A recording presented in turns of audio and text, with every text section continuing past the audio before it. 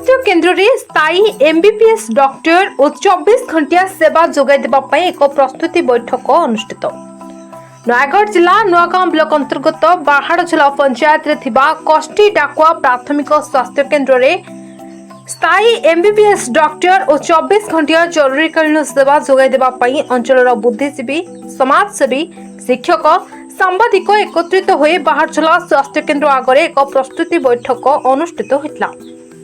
एथिरे अंचलर अवसरप्राप्त शिक्षक प्रहलाद साहू अध्यक्षतार बाहाड़झोला स्वास्थ्य केन्द्र को स्थायी डॉक्टर सहित 24 घंटिया जरूरीकालीन सेवा जोगाई देबा पई विभागीय अधिकारी मुख्यमंत्री और स्वास्थ्य मंत्री को एक दाबी पत्र प्रदान करबा पई निष्पत्ति नेबा सहित दस्तखत अभियान आरंभ होइतला।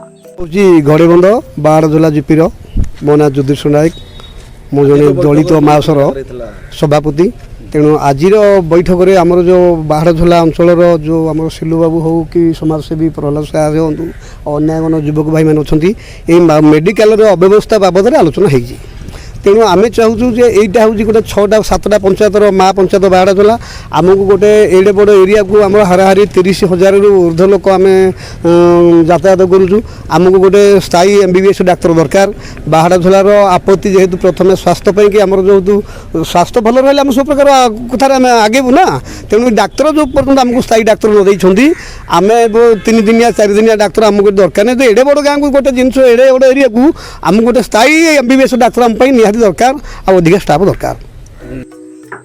नुआगांव निरंजन साहू को रिपोर्ट मीडिया वॉइस।